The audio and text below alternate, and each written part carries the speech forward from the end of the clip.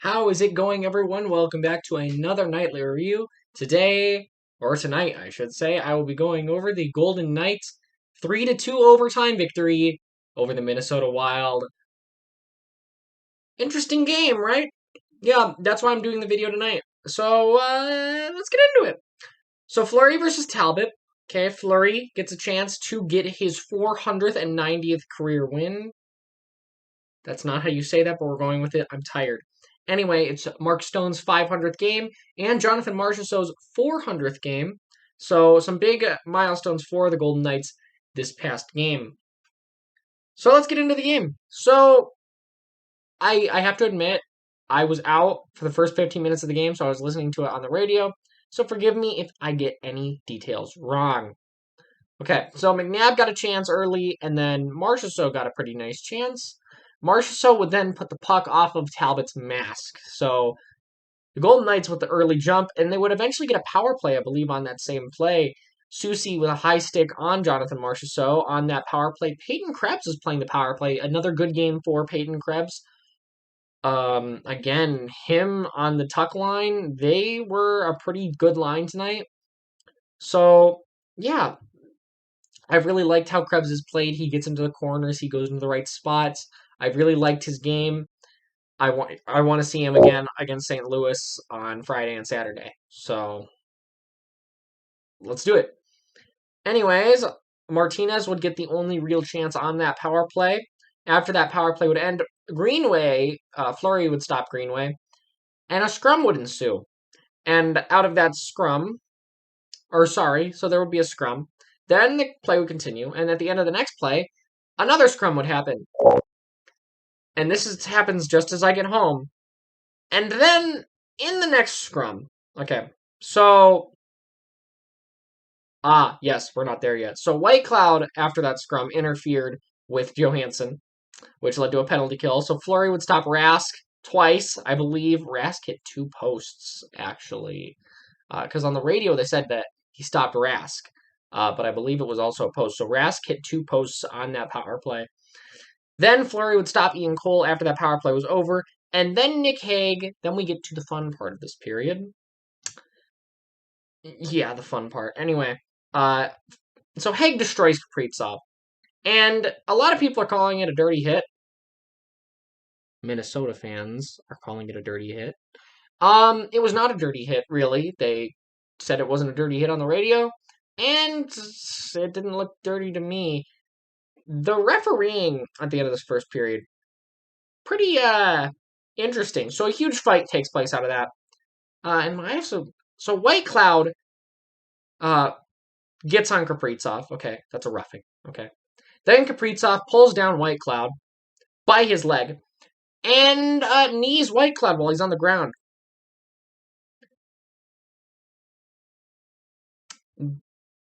That's a roughing as well. I guess you can call it a roughing. He bloodies White Cloud, which should be a double minor.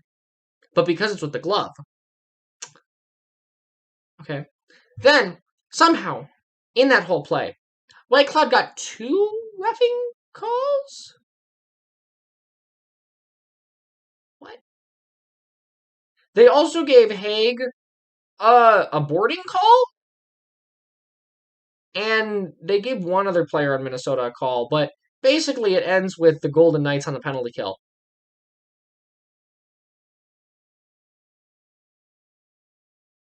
I don't understand how White Cloud gets 2 penalties in that same play. But when Kaprizov pulls him to the ground by his leg, then hits him in the face while he's on the ground, and knees him while he's on the ground, don't understand how Kaprizov doesn't get a double minor as well? Okay. After that penalty kill, the Golden Knights, which they expertly killed, Foligno and Hague would then fight with about 3 minutes left. Because Foligno should have gotten an instigator there, by the way, because he was trying to fight with Hague and Hague didn't want to go. So he should have gotten an instigator there. But, yeah, whatever. Anyway, then the Golden Knights would get a bench minor because of an unsportsmanlike conduct because DeBoer wanted a instigator and the refs didn't give them one. So you give the Golden Knights an unsportsmanlike conduct penalty because you didn't make the right call and they called you out on it? There was some really suspect reffing at the end of this period. So that would be 4-on-4 for a little while after McNabb and Hartman roughed each other. This was actually a pretty funny play because Hartman throws a punch at McNabb. McNabb, unfazed, throws a punch back at Hartman and decks him. Hartman got destroyed. I thought McNabb freaking got a charging penalty just because I saw it out of the corner of my eye. And I thought it was just on him, but no. Good job, McNabb. Anyway, that was it for the first. So, notice that at a certain point of this period, I stopped talking completely about chances and shots and stuff like that. Shots were 10-8 for Minnesota, shockingly, in the first period. But who's to say? I don't even know if there was a good period for the Golden Knights, because, well, one, I didn't see it. And two, well, I saw the fighting. But it was all fighting. And then it disappeared. All of the fighting gone for the rest of this game. There were 2 penalties in the rest of this game. 2. And both of them were on the Wild. So, thank you, referees, for... There was one part that kind of irritated me because there were 2 very, very obvious calls that they didn't call, but we'll get to that. So early in the second, Fleury would stop Kaprizov. Then, or the other way, Nick Hague would get a chance. That was about 7 minutes in to the second period. The second period started off slow.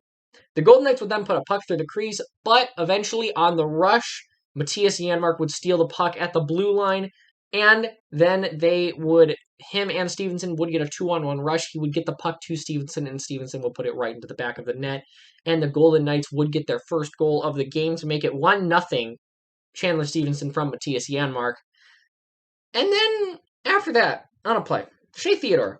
You know how he does that play sometimes where he'll take the puck up through center ice, deke through 5 guys, and shoot the puck in the net? Yeah. Yeah, he didn't do that. Why?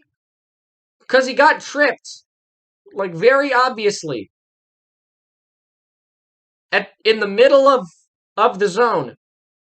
While he was carrying the puck. And the Wild got the puck out of it, so it directly affected possession. No call. Then, next shift. Peyton Krebs with the puck. Gets hooked. Loses the puck. Very obviously hooked. Had the puck. Basically, in the center of the ice, at the top of the Wild zone. How do you miss both those calls? And it was within seconds. How do you miss both those calls? But I am happy to say that was the last suspect part of this game. The Golden Knights, after that, and the Wild played a pretty solid game. They played a more skilled game after that, much less of a gritty game. So after that, Talbot would stop a deflected puck. Then Jonathan Marchessault would get a huge chance in front. Colasar would then get a pretty big chance. And then Nick Foligno would hold Carrier. Or Marcus Foligno, I'm sorry, wrong Foligno. Then Colasar and Hague would get huge chances together. Colasar rushes in, gets a big chance. Hague picks up the rebound. Talbot just stops him. Cam Talbot played a pretty good game, but he can't stop pucks when he's not there. So, yeah.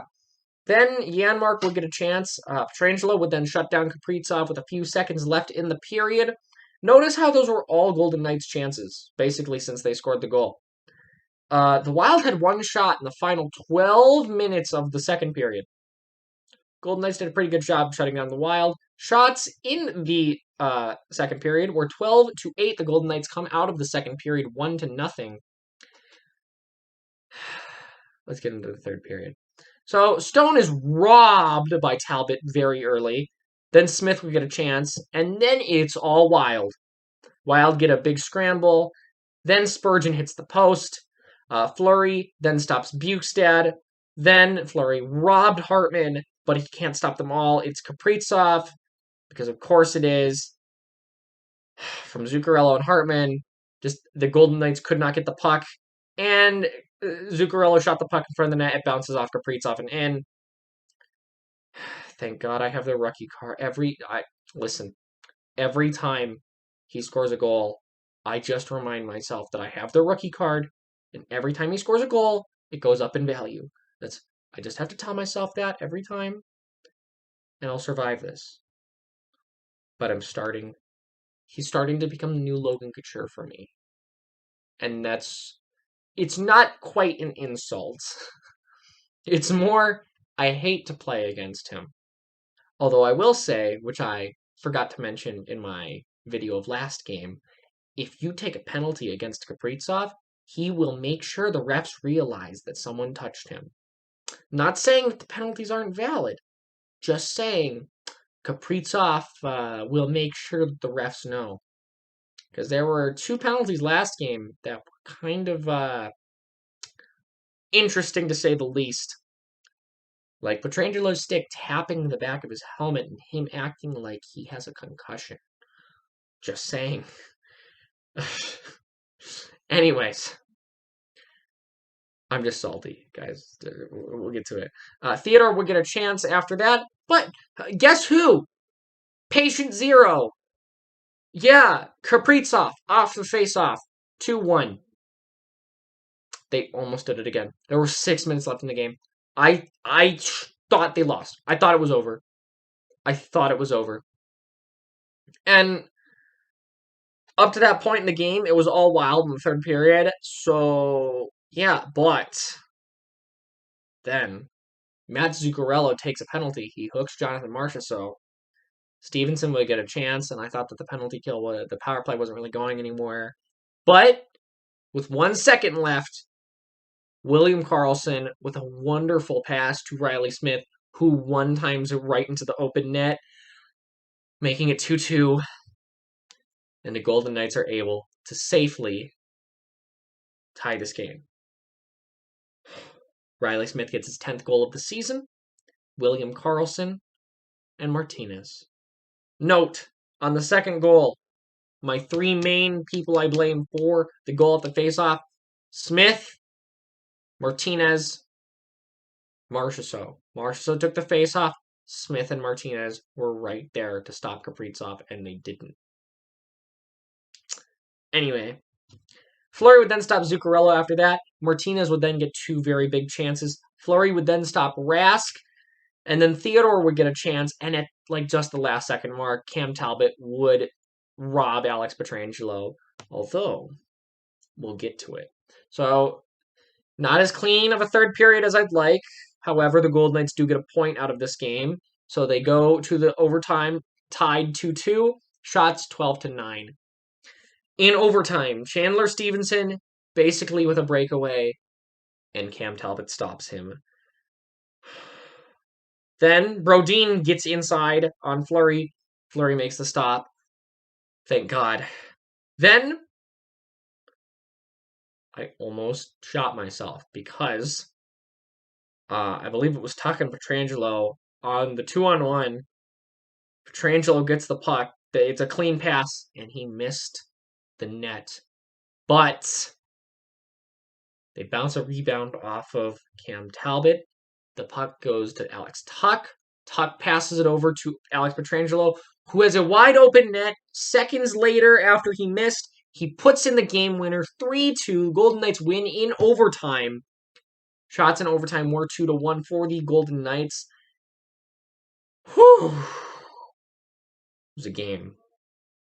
It was certainly a game. The Golden Knights finally beat the Wild after losing 5 straight games to them, but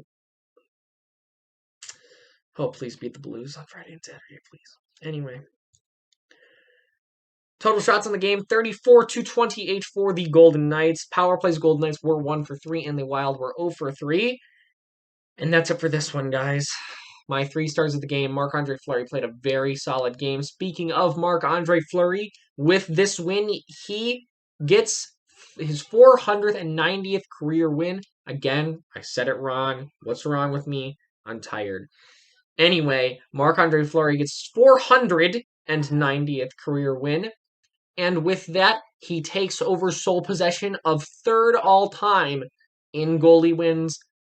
Hard to argue he's not a Hall of Famer now, considering the names that are in that top three. So yeah, my other two stars, Riley Smith for his game-tying goal and Alex Pietrangelo for the game winner. The Golden Knights take this one 3-2 in overtime. And that is it for this one, guys. If you want to get my thoughts on the game during the game, and if you want to see my overreactions on Twitter when the Golden Knights let in a goal, 2 goals in 2 minutes, you can follow me on Twitter at 2_pad. And that is it for this one, guys. I will see you next time, hopefully under better circumstances.